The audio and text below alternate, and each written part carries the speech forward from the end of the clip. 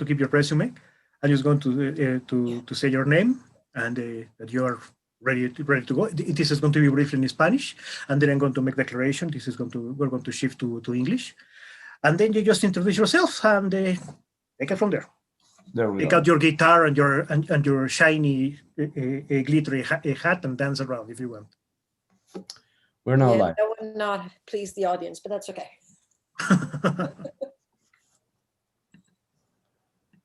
You think you're gonna have many people in English? Well, all the promos were specifying this is going to be in English. So if anybody complains, well, two things. One, remember this is free. This is what you get. And second, we warn you. So. Okay. Quick introduction. Hola, buenas noches. Estamos, ya son las 7. Estamos ya en vivo. Bienvenidos a otra ponencia más. Hoy con nosotros está Cristina Zenato. Esta ponencia va a ser en inglés. Y como ya está acostumbrado, estará el día de mañana ya con subtítulos, esperemos en YouTube y en Facebook, en las dos. Y bueno, ella es, quiero que me ayude a introducir Pedro, que la conoce más de hace tiempo. Lo que sí puedo decir es que ha salido en varias películas. Creo que en Open Water fue la última. Y es famosa por bucear con tiburones. Y bueno, tiene toda una historia atrás, ¿no? Entonces está muy interesante. Entonces, no sé, Pedrito, por favor, si puedes introducir. Hola, buenas noches, bienvenidos a bordo una vez más, una emisión más de los Ponencias de Todos por el Mar. El día de hoy nuestra invitada especial es Cristina Zenato. Ella es una vanguardista, una pionera en la conservación, no solamente de animales marinos, sino también de los ecosistemas de cuevas y grutas submarinas y todo eso. Ella ha sido pionera en la introducción, la reintroducción de lo que son los tiburones al mundo real, quitándoles la máscara y el velo y el título de monstruos y animales peligrosos. Ella la conocemos por haber interactuado con tiburones por muchos años. Yo la conocí en el 2004. Y hasta el momento pues, seguimos siendo amigos y es una excelente persona. So, I'm going to shift to English right now. So, Cristina, if you are so kind to introduce yourself, and from now on, the mics are all yours. Go ahead. All right. Thank you, Pedro. Thank Welcome. you, Albert. Yes, thanks. So 16 years, Pedro. Wow. It was like yesterday or something like that. Do I start? Do you still have the shark I gave you? The fiberglass shark I gave you? You still have it? Yeah, it's up there. Oh, perfect. If I can move my computer.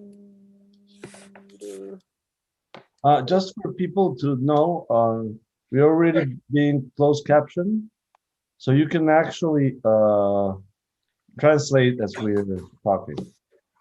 If you put your closed captioning system in Facebook. All right, I see it's just basically 4 of us, but I'll go ahead and start my presentation by sharing screen. Tonight, I decided to talk about the interconnectivity of water. It's a presentation I've given actually before and quite a few times and quite a lot after Hurricane Dorian, because it really brought up quite a lot of the concepts that I've been trying to share with people for a very long time. But something that I've arrived through my personal story, my personal history. So it's not something that when I arrived here, not even back from 2004 when I knew Pedro, I really had the whole picture. It took me quite a few years to really see this entire interconnectivity. My name is Cristina Zenato. I'm originally from Italy, but I've been living for the last 27 years in Freeport, Grand Bahama, the Bahamas. We are an archipelago and I'm on this little island over here. I moved here in 1994, a couple of years ago, and I started to work as a scuba diving instructor. I had a dream when I was a kid wanted to be an underwater scuba ranger. My thought is that I would be swimming along the reef and then watch people and tell them what to do, what not to do. And also I would have sharks for friends. So I came here on vacation through a series of choices and coincidences, did my open water course. And after I finished my open water course, I was like, now what? And the people were like, well, you go back home, you work 6 months and you take your next vacation. I was like, I don't think so. So I speak quite a few languages, and I found a job that allowed me to work in the hotel front desk while I grew. So by 1995, I was a scuba diving professional, and I started working with sharks shortly after that. To this date, 27 years later, I'm a PADI course director, so I'm an instructor trainer. I'm a technical instructor, which that means overhead environment, cave diving. I'm a rebreather instructor, mixed gas, all this fancy stuff. I'm a cave explorer. That means I go in places where no one else has ever been before. And I still retain my original love, which is basically working with sharks. Although also that job has evolved obviously through the years. So not only dive with sharks, but also coordinate dives, train people, introduce people into the world of sharks. This is, I think, the most beautiful view on the world. This is the group of sharks that I dive with, some of which I've known for the last 15 years, so almost as long as Pedro. And that is what happens when I enter the water. They start basically swimming towards me. These are Caribbean reef sharks. It's known as Carcarinos perezi, so that you know which species it is. And their number is about 20 to 25 of resident sharks right in the Stretcher Reef. Caribbean reef sharks are known migratory sharks, so we'll find them here for most of the year, but for the mating season. So when it's time to mate, off they go. And this is kind of like the regular day-to-day view that I will have with the sharks. So what was my basic job is I was a shark feeder handler. So I was into what it's called shark tourism, where people paid to come on a shark dive to watch us feed the sharks. The sharks gather around us, gather around the people, and that's how the people received their experience with the sharks. And it's really interesting because when I first started, it was very guarded and it was very scary. And then in 96, I was able to kind of like develop into a new course. And so with time, what I started doing is I actually started to realize that people were coming on the shark dive, and I had a curiosity mixed to fear. I was like, I'm really scared of sharks, but I also want to go on a shark dive. And there was a huge change in perception just by being simply on that shark dive, which was rather impressive. And the other thing that happened is that people started connecting more and more with what I was bringing up to the surface. So at first, I actually did not name the sharks. I was like, no, I'm not going to name sharks. These are just wild animals. But then I realized that they all looked alike to people and they could not recognize it. So I started giving that name. Now, the names are not the most flattering, if that would be the word to use. If you can read them, we have a Vulcan, we have Trek, we have Stumpy, Scrunchy, Crook, Hook, Half-Baked, and we have a Steph. Steph is the only one that takes name from a lady who used to run a Wild Kingdom, Stephanie Arney. Why these names? Because I wanted people to enter the water and see a shark and immediately recognize who it was. So if I would have said, well, Pedro is the shark that has a little bit of a scrunched up head, and Cristina is actually the one that has a little scar underneath the eye, right? When people enter the water, then they're like, wait, is Pedro the one with a scar under the eye, or is Cristina the one with a hole in the head? And it was very hard for people to connect. So Pedro turned into Scrunchy because he has a scrunched up head, and Cristina turned into, for example, Half-Baked because she has a unique eye. And so when people see the scrunched up head, they go, oh, Scrunchy. So Hook has the dorsal fin at the bottom with a little shaped hook, and Stumpy, as you may imagine, has a little piece of her fin missing. Some are a little bit different. Trek and Vulcan showed up together, and Vulcan has a very, you can actually see it in the picture right here.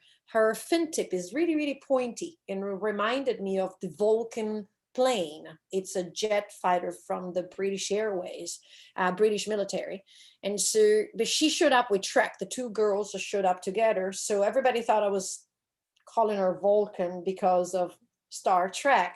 So the other girl has a completely bent fin, and so she ended up being named Trek. So we have Trek and Vulcan. So that's what I started doing, is bringing my stories of these sharks to the surface, and people start connecting with them. I receive everyday messages. Oh, how's Grandma doing? How's the Stumpy doing? Oh, Crook was my favorite when I visited. And that allows us to make a very good, clear identification of the group. So one of the works that we've been doing, and the video works, is now I go down and take video of the animal. This is Grandma from one side and then the other. So we have like a full view. So I actually personally recognize some of them also from how they move. And then after we take video, I also take pictures. Obviously that takes a little bit more work, but what we're trying to do is not only have the whole video of the whole body, but like features. For example, Grandma has this black blemish underneath her bottom jaw, and she has a little bit of a blemish into her eye. So we capture all of this, and then we catalog them. So we have like a whole picture of the shark, the video on both sides, and then the specifics. So each shark is actually cataloged. For example, this is a Peggy. If you look at her pectoral fin, it has a little piece missing. A peg is what the pirates used to have when they lost their hand, and a moncherino, and so I called her Peggy, so because she has a little piece of her fin missing. This is a Black Spot, is one of the few males that we have on the dive.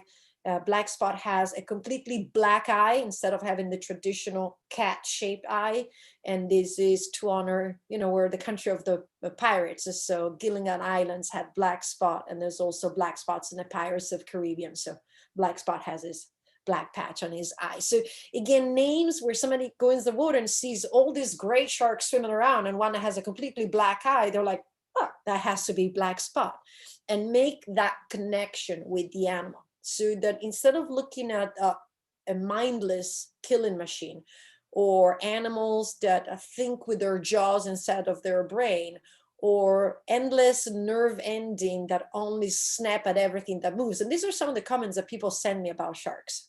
I'm repeating what people tell me about sharks. They start seeing a creature, like maybe they can actually relate like with the name of their pets. Other things that I've been doing through the years is also helping scientists to do data collection of DNA. So one of the things I do is actually I put the Caribbean sharks to sleep. I put them like in this little relaxed state. It's initiated by both of us. So only some of my sharks like to be pet and allow me to do it. Some stay a long time, some stay a little bit, and they decided when to come in and when to stay. But when they're in that state, somebody can just inject a syringe very quickly and actually collect DNA. So also we have a categorization of the DNA, and this is all people that come in and stay with me. And then the final part is we actually, thanks to Dr. Miki Mekamkabza, we have acquired this a super sophisticated machine. It's photogrammetry. It's a little GoPro 4 or 5 with 2 lasers mounted on little pieces of PVC.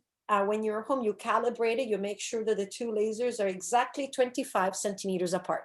And then the fun part starts. Because what you have to do is you take a video of the shark, but you have to be able to have the entire shark with the 2 dots right in the middle of the body, and kind of like horizontal as matches. So all of these are videos of showing you how I'm failing to do this, but after a little while you get the hang of it. And so here it is. This is perfect example, right? I have the whole shark, the 2 dots, and then when we come home we have a chart. And with that chart, we can transfer the 2 dots calibrated at 25 centimeters and allows us to measure the length of the sharks. It's absolutely non-invasive technique. I mean, it's a lot of fun. The yellowtails actually love to go after the laser lights. So it's kind of cute to watch them, because it's almost like play with the cats. So you play with the laser lights in the sand and all the yellowtails go around. But this allows us to measure the animals. We have some girls that are 8.10 feet. So they're like nearly 9 feet long. The longest ever Caribbean reef sharks recorded is 9.6 feet. So we're not, we have some kind of like, very good girls, and also monitor the growth rate of like the younger one, like Vulcan and Trek. They showed up about 5 years ago. So in 5 years, how many inches have they grown? And just that allows us also to notice, for example, compared to their mating time, when they become mature. Because Caribbean reef sharks, a difference in other species, and it's different in each species, become sexually mature on size, not age. So they have to have a certain size. So it's actually interesting to monitor their growth rate. And all of a sudden, once their growth is at a certain level, you start seeing the biting marks of the mating season. Biting marks because the male bites on the female to hold her in place to mate with her. So this is some of the stuff that I started doing. And so this is to do what? Bring up something different. When I talk to people that love sharks, we think that the entire world loves sharks. But the problem is actually people are still very unaware of sharks. And if I may use the Latin version of the word, they're very ignorant about sharks. They do not know. Right. And unfortunately, I blame a little bit. I don't blame Jaws. Jaws was a movie. It was not a documentary. It didn't come out saying I'm a documentary. It says I'm a fiction movie. It's a great fiction movie, but it's a new standard of documentaries that I actually blame, in which they always have a beginning, a very hyped up beginning, and with a positive ending, possibly, but there's always this like tension, and there's like, oh, we're going in sharks infested water.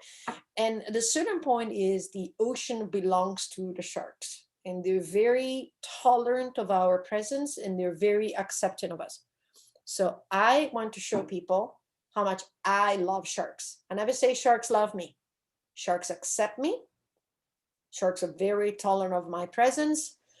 I wear a protective suit because, like I said, I feed them, I handle, and I do also something else. But I want people to start seeing an animal, not a monster.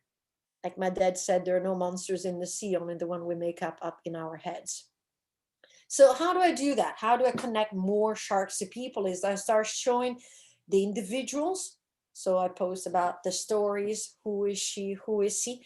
But then I start showing something, which is a small little interference that humans have, very tiny. This shark is not going to die out of this hook. But this hook has created enough friction on the shark to create an infection. So what I start doing is I start removing hooks. Why? Same way I would remove a thorn out of my dog's paw if it comes out of the bush and it goes, Mama, I have a thorn. I want my sharks to feel good. I want my sharks to feel safe. I don't want to see me swimming around with an infected, swollen jaw for months and months on end until the hook rests out. Why? So I have the capability of removing these hooks. This is maybe one of the most famous stories. This is Foggy Eye. Foggy Eye never liked to be pet till one day, 2-3 days in a row, she showed up with several hooks, the last of which was down her throat. Now went in and removed it. I mean, she ran away screaming because there's a crazy woman shoving her arm down her throat. It's like, what are you doing? And after I actually removed that hook, Foggy Eye became one of the most touching sharks. Like I'll be standing there and all of a sudden I will feel pressure into my back and into my hip, and I will look down and say, hey, hi, it's you. And she will just like flop into my lap, no matter what. This is one of the examples. I was just standing there. All of a sudden I leaned, and there she was. Foggy Eye, unfortunately, is no longer with us. She developed a little growth at the bottom of her dorsal fin, which we thought maybe looked like a little broccoli, and then grew a little bit on top of her dorsal fin, lost quite a lot of weight, and then now she's been gone in nearly 2 years. But it was like one of the most heartwarming. She was one of my favorite heartwarming presents. So I remove hooks, and with hitch hook, I hope to hook people onto wanting to save sharks. For each hook, there's a story. And so then I receive comments from people saying, well, I want to help sharks. I want to come and help you remove hooks. And I'm like, no, wait, you don't need to remove hooks in order to help sharks. Please don't do this at home. It took me years to try to start removing hooks. It is dangerous because I could not because they want to bite me, but because become stuck, right? And as you saw Foggy Eyes swims away, she could pull my hand, she could twist my wrist, she could twist my shoulder. I have little hair fractures just from trying to remove the hook, becoming stuck and hitting very, very hard. Okay, so, but what I tell people is, no, you can do it in different ways. You can start by maybe reducing your plastic pollution, or this is the things that you can do in your area. Maybe you can look into legislations. And so then I teach people. People come here and they pay to do a one-on-one course with me. They actually come down and do, you saw next to me, there was that lady when I removed the hook. They actually get to feed and handle and learn the sharks, and I teach them the names. And I like people to come, and then I pick these 3 pictures just so that it kind of like gives an idea. They become ambassadors for the sharks in places where I can't be, because maybe I don't speak the language, right? So they can go back. This lady's from Kuwait, this gentleman is from Singapore, he's Malay. So they can actually go back and in different languages and different culture being the bridge between what I'm trying to say and their own culture. And they become the ambassadors of the sharks. So that's how I've been evolving into my work. So at first it was me and the sharks, mine. And then it was like, well, if I want to enjoy the sharks, I need to protect them. But to protect them, I need everyone else to understand them and need to love them. And so that's the work I do. So I do quite a lot of outreach as locally. I actually train dive masters and instructor levels. I became a course director, paid for all my own things, and the Bahamians receive like free training to become dive master instructors. I host the Rolex Scholars. So sometimes I go to the local schools. Not right now, obviously. This is COVID was, I used to do this. COVID this year, I think between March and now I've done over 200 between classroom presentations, webinars, Zoom, even like one-on-one Q&As with students, researchers, people that want to know something. So yes to technology. And I've been able basically to do quite a lot of education on sharks, caves, and all the rest. And then these are the good old days. I used to also travel and give presentations, been to from Singapore to Italy to United States, obviously, different kind of campaigns from SharkCon to Tech Dive USA. This was a campaign I did in Singapore many years back to reduce the use of shark fins. So hopefully we'll resume that as well. So here is a perfect example of what each one of us can do. And I try to do that by leading. There's a story called the Star Thrower story. It's actually an old poetry. It's actually 16 pages say, but what people just remember is the story of the old man that walks the beach. And from a distance is a young man doing something. As he approaches, he sees the young man throwing a starfish into the water. And it's like, well, what are you doing? And the young man answers, well, there's a extremely low tide and the starfish are becoming stranded, so I'm putting them back into the water. The old man kind of skeptically look at him and he says, yeah, but I mean, there's thousands and thousands of starfish, and this beach alone is miles and miles long, and there's even more beaches with more miles. You will never make a difference. And so the young man holds on to the starfish, looks at the starfish, puts the starfish into the water and says, well, I made a difference for that one. And sometimes it is demoralizing and it can feel defeating and it can feel disappointing. We look around and all we hear is this is extinct, this is destroyed, this is it.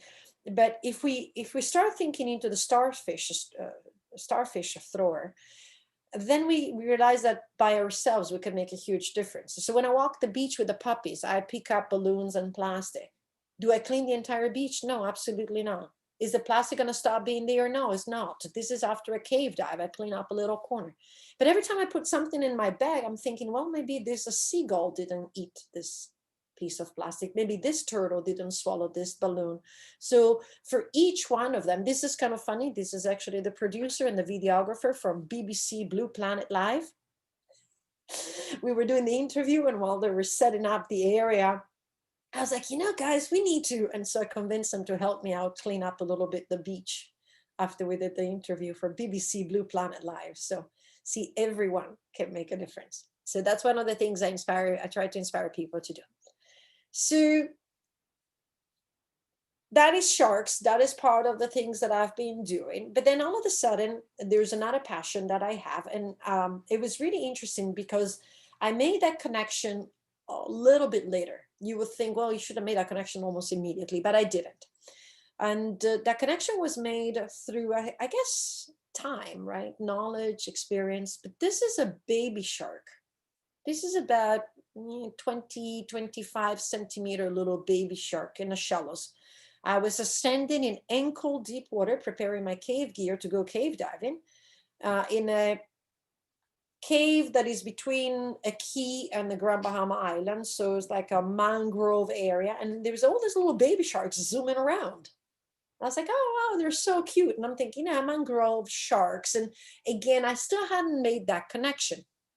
But slowly it's like, we know mangroves are nursery grounds. The corals, the fish, the baby shark, everything is protected into this. It's kind of like a cage. It keeps out the biggest predators, keeps in the smallest one till they become strong and good enough.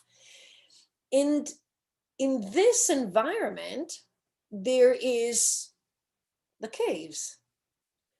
We have different caves in the Bahamas. We have what some people call cenotes. They're not really cenotes, but we have basically openings in the grounds which overlook into flooded hollow spaces that were formed many years ago during the different ice ages. And in these places, we also have in the Bahamas what are called blue holes. And the blue holes are strictly out in the ocean. And they're called blue holes because when you look at them from above, against the beautiful turquoise water of the Bahamas, the entrance of the cave looks completely dark. And so they're called blue holes. They can be fissures, they can be fractures, they can be dissolution. It depends on when they formed. Right? Some of these holes are also connected with each other. So one of the first things when I started getting involved in cave diving, for me was very important is our caves are, in Mexico too, freshwater reservoirs. This is my buddy Kevin, and he's not flying in air. He's actually floating in crystal clear, pure drinking water. So in the Bahamas, we have no mountains, no rivers, no lakes, no snow, no glaciers, and we have fresh drinking water out of the tap, what we had before Dorian. It is a phenomenal reservoir that is filtered directly by the terrain above us, which is limestone, karst terrain. So that was my first thing. In cave diving, for me, was important that we protected these caves because primarily of the freshwater lenses. So in this video, I'm about to go through the halocline. So I'm going from the freshwater into the saltwater. As the two medias mix, they always sit on top of each other, they become blurry, and then the vision comes back as we descend. This is the visibility right after Dorian. When the island went 70% underwater, this is the visibility. You saw the picture before, and you see the picture now. So obviously, weather, climate change are having, like immediate effect, like Dorian, over our freshwater lens and our freshwater supply. To this day, we were hit by Dorian September 1st through 3rd of 2019. We still have salt water coming out of our tubs. Okay? And then they have long term. So caves for me were like these freshwater supplies. We really needed to take care of them. But and this is like another pictures where you can see specifically the halocline.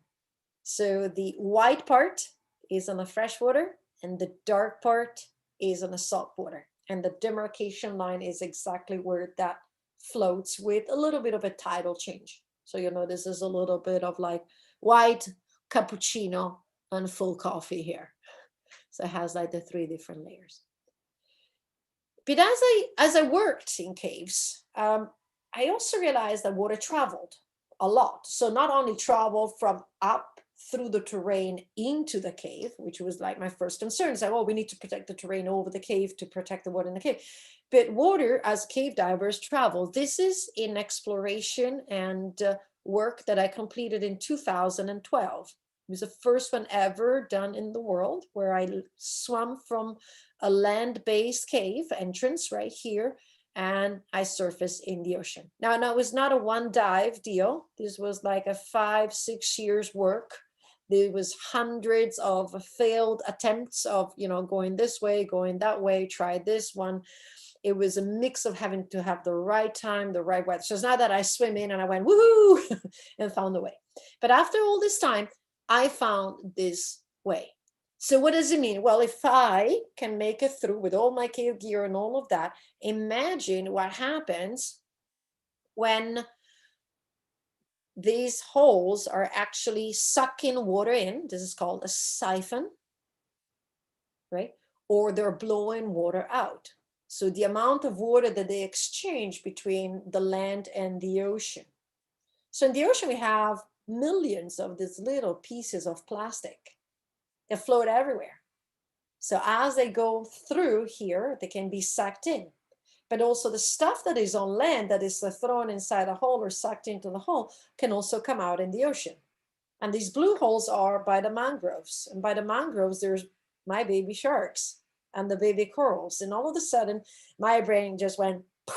It's like, wait, what I do over there, miles and miles inland over the forest, goes through the terrain into the water that travels into the ocean, that gets to the mangroves, and whatever you guys are throwing into the ocean goes through the mangroves into the cave, into my fresh drinking water. And that is where the interconnectivity of water really made sense. Like I said, it was not just one day. It was just like, I want to protect sharks and I wanted to protect caves, and all of a sudden it was just like, well, they actually all depend on each other.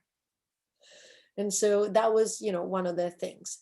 What happens? This is very perfect example. So this Kevin and I were on this blue hole. So this is an ocean entrance, and we laid the line. Because the ocean blue holes are very rich in life, we take the line off, simply because they will grow on it and eat it. This is a piece of plastic that actually has some coral that grew on it. And we explore this hole. So exploring means nobody has ever been there before.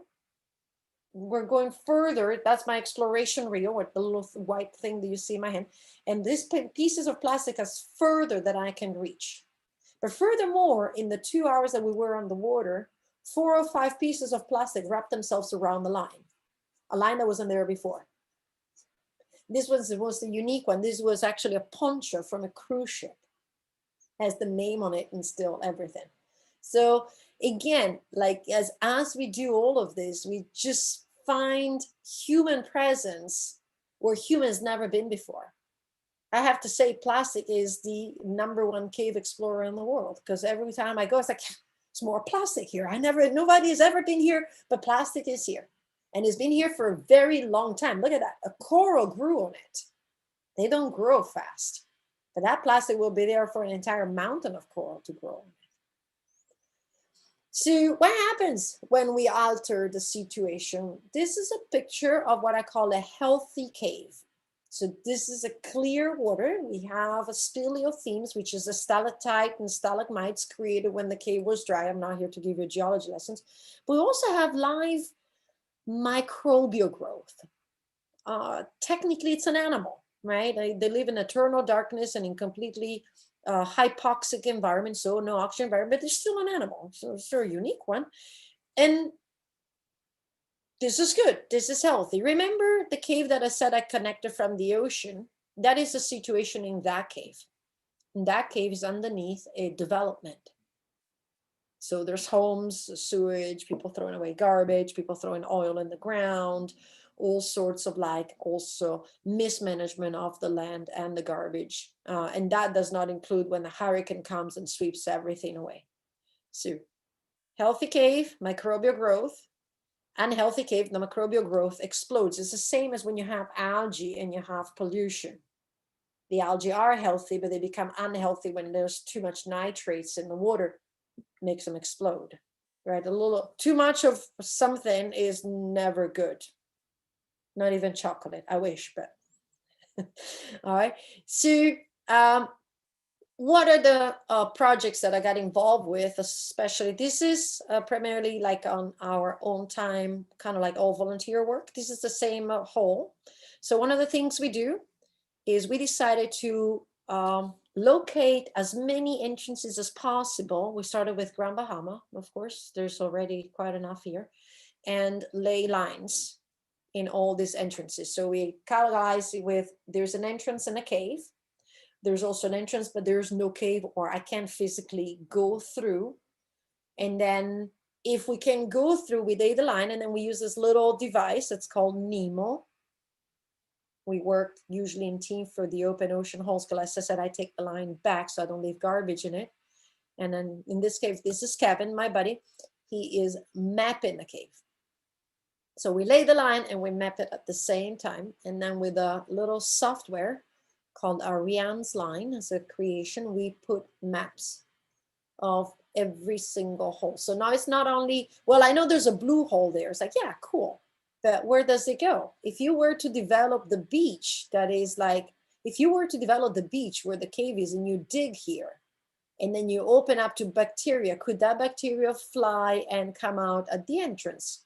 The beautiful entrance with all the fish, with all that life, with all those corals. See where I'm going with all of this?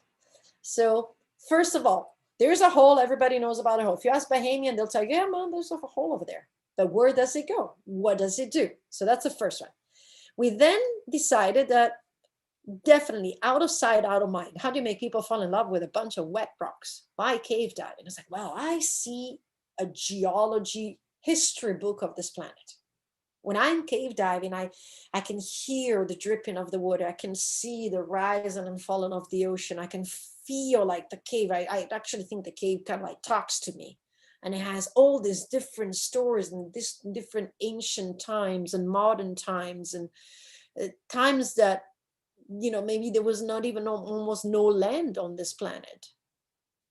And oops, where's my thing? There it is. So the other thing that we do, we start taking videos. A lot of investment. I invested a lot of personal money and time in this. So I swim down the tunnels with my big camera, nice and slow. And I basically swim along every single line that is being laid there. And this creates a video. And so this video is then overlapped through Ariane's line software with the map that we have created. And it creates what we call an interactive map. So the viewer now doesn't have to be a cave diver, and this could be a policymaker as well as maybe a future student or somebody that is just interested about knowing, well, what's underneath my feet. So can look at the map, right? These are all stations. It's going to be hard, but you see this little yellow circle is a little bit bigger. When I click play, you're going to swim down the line. And the yellow circles tells you exactly where you are. So as you're approaching this should be a junction. So in the video here, as you arrive at the junction, you actually see a junction into the line. So it's interactive. Once this is live, this is just for the slide. Anybody can sit here and say, well, what's here? And they can click on any of these yellow stations. Here's a junction that is shown on the map. And now I decided to swim in a certain direction of the junction. So if there's someone else that says, well, what's here? So now all of a sudden I have the Google map. So I know where it is and the land. Is it under a development? Is it under a land that needs to be developed? And what's underneath it? And it's all connected, right? So I know where it is. I know where it is and I know how it looks like. And it's like surfacing something. So instead of being out of sight, out of mind, becomes something maybe fascinating. Because once you start telling, it's like, did you know that we have freshwater? Did you see this picture? So people are absolutely fascinated with it. So what do we do with this data? For now, we've been able to propose, this is the original Lucaya National Park. And with the mapping of Ben's Cave, I did it once in 2008. And then this year, Kevin and I redid this entire map with Nemo in 2 months. And added another 5,000 feet of lines in the back here, saying, well, no, yes, okay, you're protecting the entrance, but you're kind of like, you know, if you develop here, is going to go through the terrain, travel with the water, arrive here, and all of these are mangroves as well. So we're hoping this should almost be approved. It went back into the books this year to have the entire park, including the entire Bankscape. And then we're being kind of like hoping to include a couple of extra caves that we found and all this interconnectivity, but that is a longer term project. So use it to the advantage of saying, well, we need to protect this. And then when I protect this, everything else protects behind it. So how do we do this? Well, like I said, we identify holes on the island. The yellow ones are entrances have been verified as cave entrances and already been explored, mapped, lined, or if there were already lines, just created that entire interactive map. The red ones were possible caves, but we couldn't find somewhere to go through. So when I say possible caves, to us cave divers, they have a look, right? They have certain things that tell, yeah, definitely there's a cave here, but maybe the entrance is too small for us to make it through, or it's completely choked, or it's completely pinched, collapsed. So the red stars are caves, but we could not make it through beyond the entrance, for example. And the purple one are the places that we still need to identify. To be honest with you, these two are not purple anymore. They're actually yellow. So this is kind of like a really, really, really, really concentrated part of the work that I've been doing. And then most recently, the last part of our scientific curiosity is that we start installing what are called flow meters inside a cave. So they're actually designed by Dr. Patricia Beddoes and her husband, Edward, and they are allowing us to do what it's called democracy of science. And in this case is instead of deploying like a super expensive unit, these units have very, very low market value because they're all made of PVC pipe and low millipardons and all of that. And we can deploy quite a lot of them and collect like more long-term data. So it's like there's no democratization of science where it's, instead of having to wait for a $40,000 grant, you know, with $200, we can actually put these things in the water and they collect temperature, depth changes, flow changes. Imagine having one of those during Dorian in that cave. And why? Again, how does the water move? Why is it moving like that? Why does it move this way in this cave and not in the other one? What happens in this cave if I do something here and the water is moving this way? Where is the water going to go? How am I going to block the water? So there's all these questions and then these answers that can be basically tackled through some of the data we can collect. In January 2019, I founded a nonprofit, People of the Water, POW-nonprofit.org. This was just to help us a little bit. And this is just because all of this work that we're doing is done our own time and money. And Kevin here, in a nutshell, is wearing $10,000 worth of gear, right? That we, you know, painstakingly on a diving instructor salary, collect, purchase, buy, have to maintain. So it's a very high demanding sport and passion. It's a very high demanding research because obviously we need to be prepared because we're going miles and miles inside a cave. So the nonprofit helps us into more science deployment, into purchasing, for example, the line, into furthering our education and outreach program. I'm still a diving professional. So if you want to reach me as a diving professional, you can find me at CristinaZenato.com. If you want to see more of the work, you know, the fun stuff, the cool stuff that we do for exploration, for education, like the cave stuff, the shark stuff, all the kind of research, you can go on POW-nonprofit.org. And those are the, you know, two places you can also, if you send a message, I will always be happy to answer. Well, thank you. Simply amazing what you do. Those the shark that you take the hooks off, that's really amazing. I did see because I googled up your name, and I saw I don't know if you're doing a program with Netflix or something, that you proclaim like a little girl that falls into the water and takes a hook out of a shark. I don't know if it's you as a child, but I don't know. I actually don't have Netflix, so I don't know. Maybe it was somebody did it. It's an inspired, and I don't know. yeah, maybe it is. But it's if you Google it, you can see like Cristina as a kid and taking hooks out of. Somebody's making your biography without asking you. Yes, in other words. yes. So you're saying that you Google my name and that video came up? Yes, hook Oh, wow. removal. Huh? If you put your name in hook removal, that video comes out on YouTube. Huh. Interesting. It's pretty. But it was a pretty Netflix. My mother's with me and she's flabbergasted. My mother's with me and she's flabbergasted. my mother's with me and she's flabbergasted. She said. Thank you, Mom. Well, we have a bunch of questions. We have Oh, yeah? Okay. more than, well, I think we have 70 looking at us live between our channels. So we already have some questions. Mhm. I don't know, Pedro, you want to start with Facebook and I'll go with YouTube. Sure.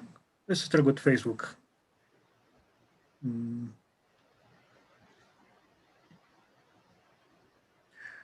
Solet is asking, excuse me, Dr. Cristina, but is it now forbidden feeding sharks in shark zones? I don't know how are things right now in the Bahamas right now?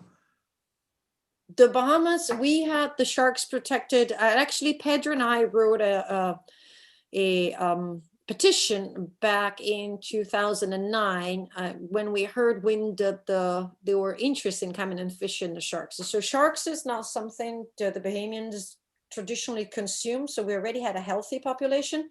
But we heard countries outside of the Bahamas were interested in our healthy population. So Pedro and I actually drafted this petition, which reached over 25,000 signatures. Back then it was quite a lot. People were not on the internet like they're now. And then the Bahama National Trust and the Pew organization acquired the petition from us and continue the campaign. So sharks are protected in the entire Bahamian waters since 2011, full protection. I mean, it's, I think, one of the best legislations that I've seen out there. Sometimes when I see other, and I understand wanting that, but sometimes you have to be careful what you wish for. So when sometimes we go, well, you know, we need to stop shark finning. That is okay, but you need to be careful because once you ask for something the government gives to you, you can't go back and say, oh, and by the way, you need to add this. So usually you need to make sure that you have like a comprehensive request for conservation. And the Bahamas is, I think, really, really good. For example, you cannot even be in possession of a dead shark. And a lot of people think, well, that's a waste. And I'm like, no, that actually really works. So if you accidentally fish and kill a shark, you have to release the animal and let it sink. First of all, it helps the environment because there's a lot of animals that will feed off the dead sharks as part of the nature. But second of all, it doesn't allow people to accidentally kill 10 sharks on every time they go out on a boat trip. So you cannot land a dead shark, you have to let it go. So that's usually prevents people from wanting to accidentally, you know, kill something. But yes, they're being protected since 2011. The issues are, we are so close, for example, to Florida. And Florida right now, they're discussing stopping all the shark feeding activities, but they're basically still debating that it's okay to chum to fish sharks, but it's not okay to chum to sea sharks.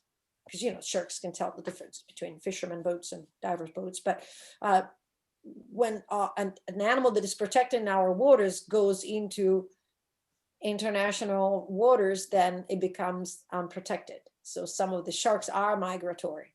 So unfortunately, you know, but as long as they stay in the Bahamas, they're actually doing okay. You have a few observations here. Mhm. A lot of people sharing your work, your job, and everything. So maybe later, if you want, I'll send you the link so you can see all those commentaries and maybe reply a little as a courtesy for for them. I have a question for you. This is personal. I remember when you started doing this and shark feeding and all that, we were talking. But that was, as you said, 16 years ago. This far, which is the shark you have seen for the longest? Grandma, Stumpy, and Crook. Those are the three. Yeah, and they are approaching about 14 to 15 years. The problem that I have is that I finding the videos to date that far back. They're, you know, in formats and just so, but like I can still go into my hard drives. And so they've been there for 14, 15 years. Okay. I also remember you told me once when you started telling me about removing the hook and all that, you showed me your dream catchers that you made with the lines. I used to make the dream catchers with the hooks that I removed from the sharks and gift them to different people. I stopped that quite a few years back, and then I started collecting the hooks and just putting them inside a box instead. And since then I've received like, oh, you should do jewelry, you should do this. And I actually feel, if you're excuse me, I'm just gonna go and get it. Thanks. I feel that they have more power as a collective. Those are all your hooks you've removed? Wow. Most of them, not all Few of of them. A few of them. Yeah, because that was precisely that was exactly to where my question was going. Look at that. No, that's impressive. That's quite a collection. That's quite a collection. My question is like this: how many? Which one has been the highest number of hooks you have removed in one day? 5. 5. Okay, my last answer was 4. Remember, I told you you told me that 4. The highest right now is 5. I have 5. 5 is quite a high number. Sometimes it's like dive after dive after dive without even be able to remove one. And then sometimes you like, depending on how they're positioned but 5 is my highest number. And it's not even one dive, it's like in 20 minutes. Wow. Wow. Since you hit the water, since you hit the surface and you go to the bottom, how long does it take for the shark to be there? A few of them, they are already there, I know, but Most how of them long? are already there. It depends. I would say like a couple of minutes sometimes. Lately, I mean, during the COVID, we had a couple of months where we're not even allowed to go out on the boat. So when we went back, there was a few, and they were just almost, they reminded me of cats, just kind of like, you showed up now, And so it took them, 15, 20 minutes to just come back into the group. But most of the sharks, most of the dives, people jump in the water, which is a wreck or a dive or medium dive or a deep dive, and there's always 1 or 2 sharks just swimming by. Okay. Remember just a quick comment, Albert. When I started diving in the Bahamas, when I just arrived in there, Cristina took me straight to Shark Junction, not for a shark feeding session. Was just a dive, was just a regular dive, and the shark was already there, and they knew they were not going to be feeding, so they just swam around. They checked on us and left. So they already there. Okay, Albert, all yours. No, actually, Dr. Gina has a question from Zoom. Yeah, Ivan is, he's saying, hi, Cristina, first of all, to congratulate you. It was an amazing presentation, and I would like to ask you if you have dived in Mexico. Yes, I have. I've dived in La Paz a few years back with the sea lions and with the whale sharks. Then I've done the caves, some of the caves in obviously the Yucatan Peninsula, not much extensively, no exploration, just to simply go down the lines of the amazing explorers I've put there. And then I've done also the bull shark dive out of Playa del Carmen. That one I was invited by shark diving operators they were having some issues with people just doing a little bit of everything and anything they wanted to do. And so say, would you please come and dive with us and let us know what's your professional opinion? What could we do this better?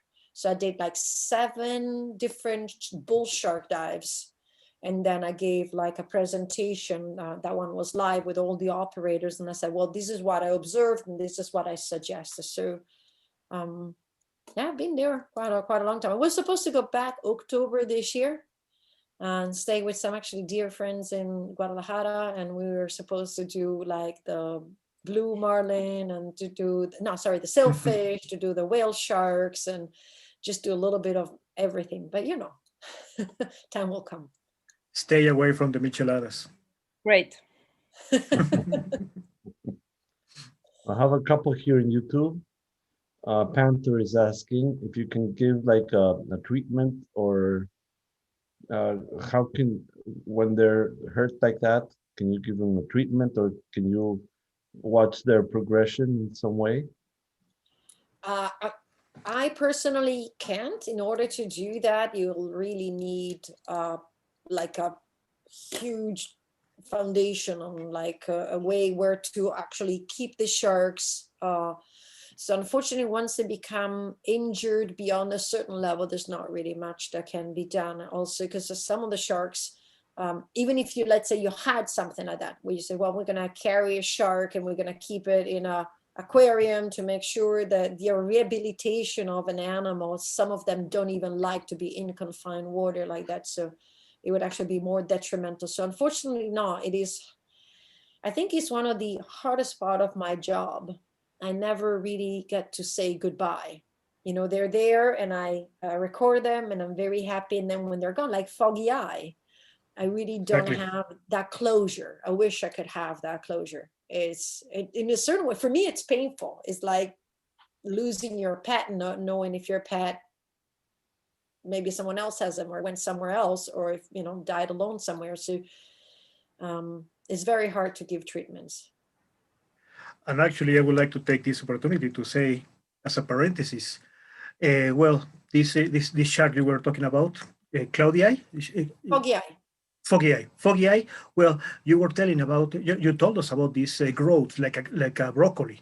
Mm-hmm. Okay, sharks, they do get cancer, and Yes, that was they do. cancer. Sharks So please stop buying that crap that doesn't work.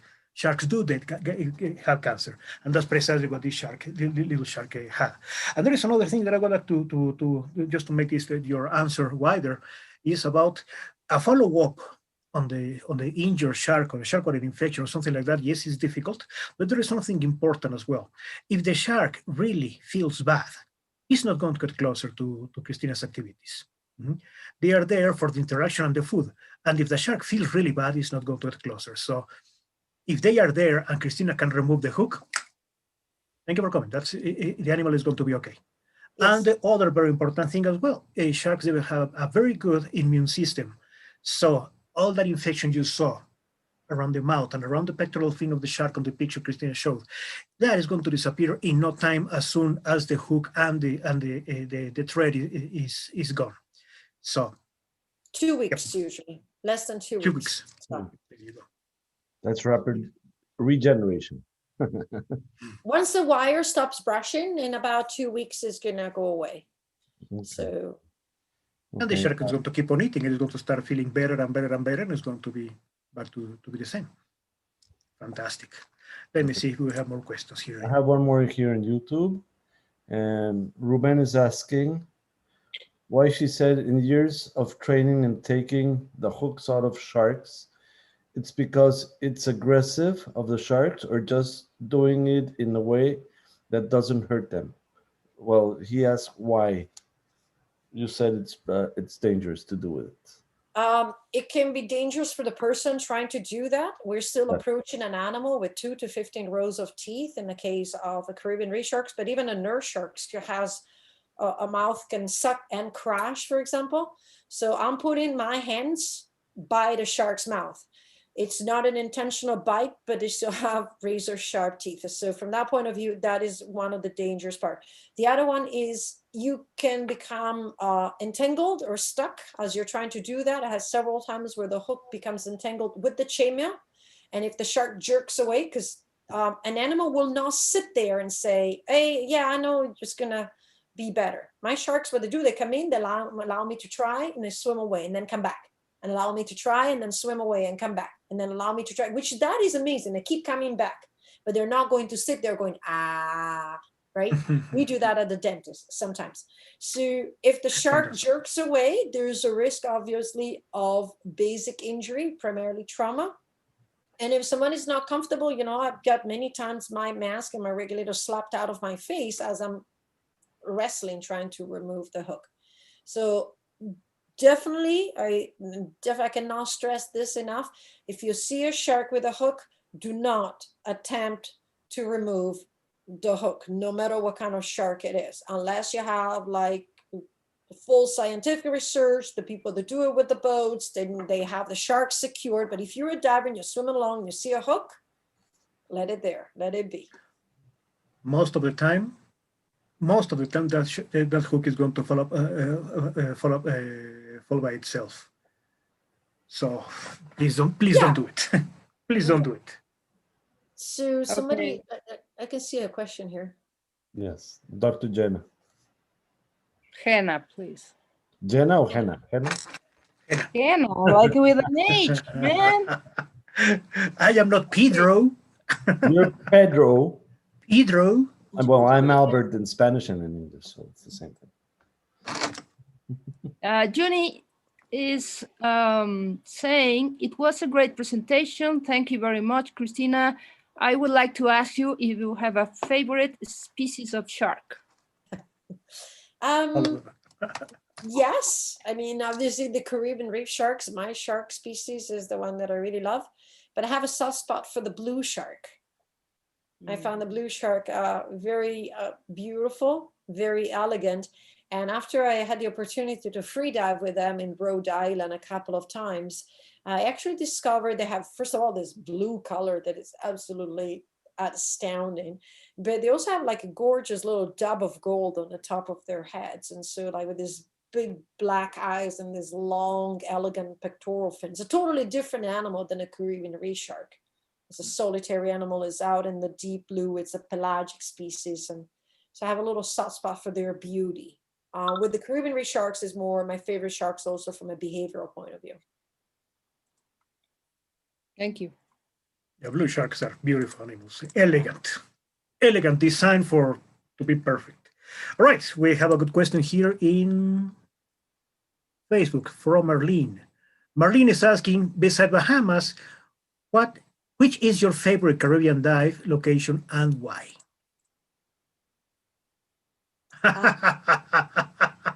So, because of the job I do and the passions that I have, I really have not traveled much as a what I would say a tourist.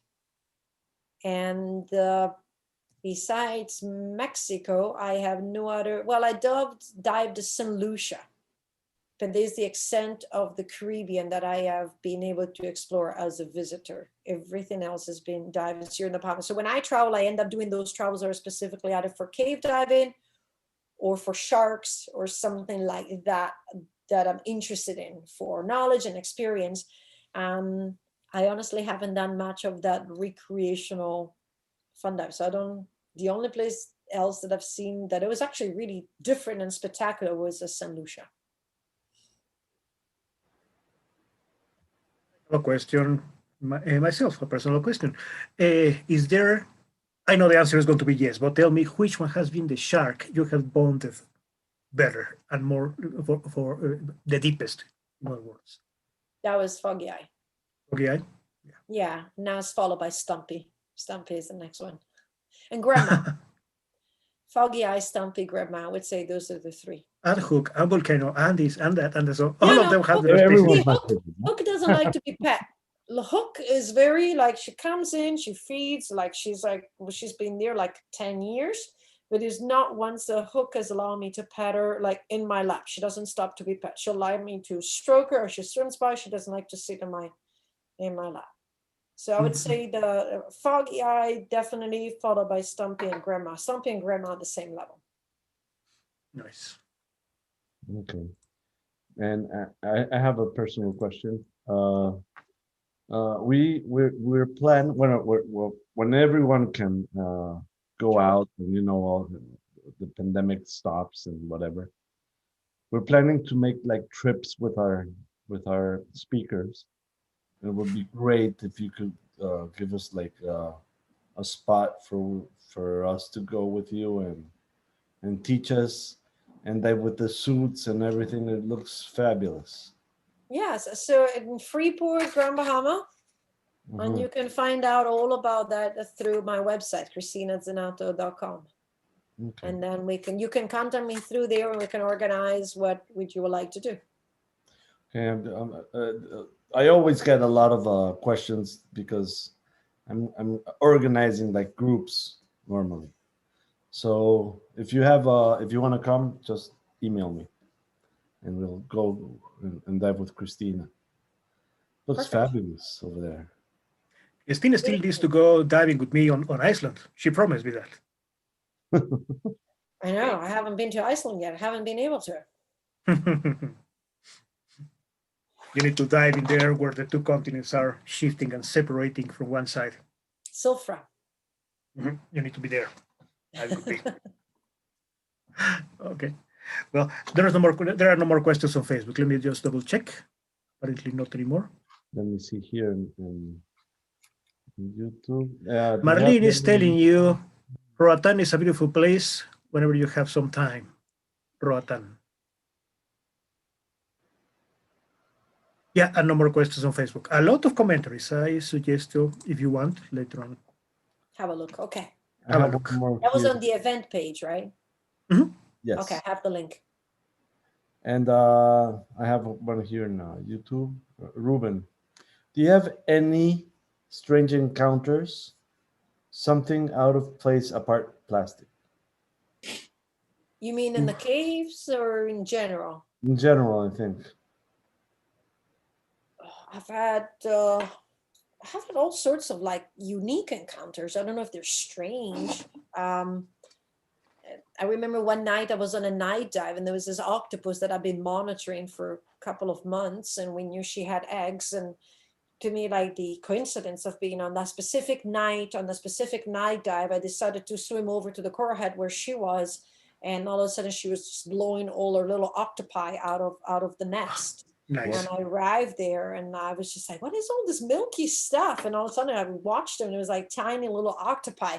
So, I mean, what are the odds to be on a night dive on a specific minute in which the octopus is blowing out the octopi for a female that you've been following for 2 months nesting the eggs? I have groupers that understand hand signals, so you actually can give them like basic hand signals. They're extremely intelligent, long-term memory. And again, we go back to how people say, oh, fish doesn't feel pain. It's kind of, they actually understand quite a lot. In the caves, besides plastic, is the critters that are in there. And most of the critters in the caves are microscopic animals. And there's one fish, it's called a lucifuga, so it runs away from light. It's a blind fish, completely white. So most of the critters in the caves actually do not have pigmentation to withstand the UV light. And they sit usually in the halocline and feed on all sorts of other animals. And some of the animals, if you put them under the microscope, like James Cameron could come and borrow them to create monsters for his futuristic films. So it's like tiny little things, gigantic jaws, and remipedias, and isopods, and just the thermosebaceans, and it's like these animals that live in eternal darkness in a fairly low oxygen, hypoxic environment with this very low metabolism, with no pigmentation for UV. And it's like, how did they get there? And why are they there? And how did they evolve? And why do we find remipedias in most of the dissolution caves in the world? But, did they get there before the planets separated? Did they develop independently? And so that to me is the strange, but the fascinating part is you never have all your answers. Your questions answered.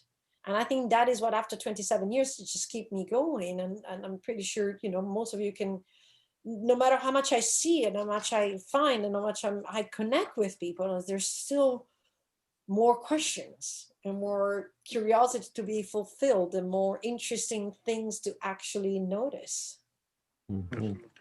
I remember living in the Bahamas, and right there in Ben's Cave, there's this plate describing one of the crustaceans that are there. They live there, and they are endemic to that cave in particular. Have you found this famous isopod crustacean somewhere else in the Bahamas, in the islands, or just there in Ben's Cave? No, the Remipedia was the first identified by Dr. Okay. Joe Yeager in Ben's Cave, but it's been since also found in many caves in the Bahamas, Mexico, Bermuda as well. So that's what I'm talking about. Like, but Joe Yeager was the first one to actually identify it in Ben's Cave. That's why it was like, it's actually a class on its own. So Yeah, indeed. Pretty Indeed. high up, you know. It's not just a new species, it's just a whole class. So this is really cool. And the interesting part, actually, the one that lives in Ben's Cave doesn't live, the one in mermaids are different. So the Speleonthes lucaiensis only is typical of Ben's Cave, but to see the difference, you will have to capture it and put it on a microscope. So I usually leave that to, you know, Dr.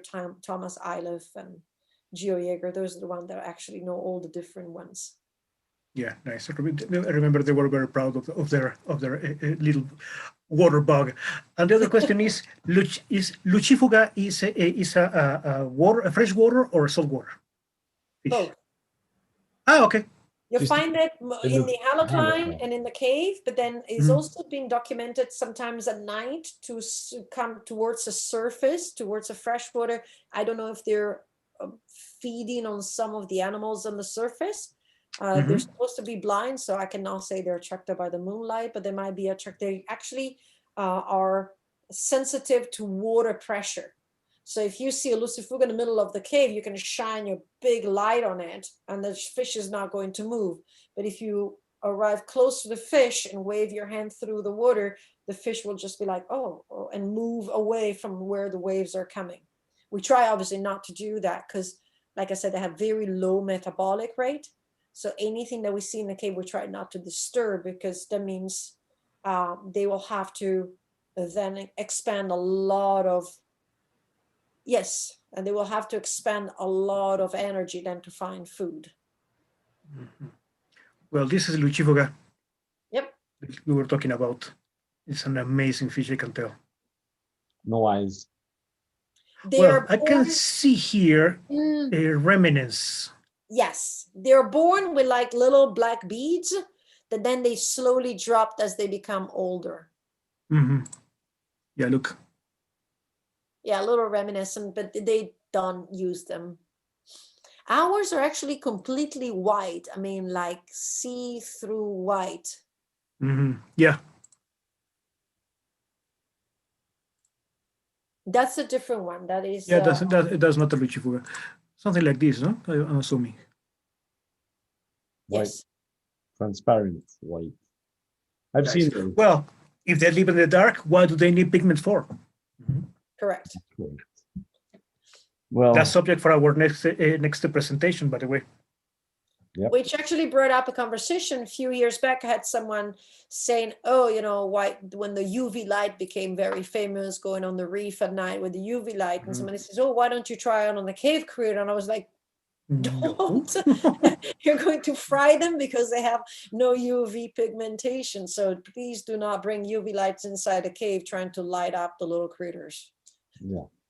Not even as you said earlier, they have been there for millions of years. Why you're going to come in 15 minutes, practically disrupt everything? Huh? Well, Jenna, do you have any questions? No, no more. Something else, maybe? No? No, just congratulate Cristina. It's an amazing life, actually.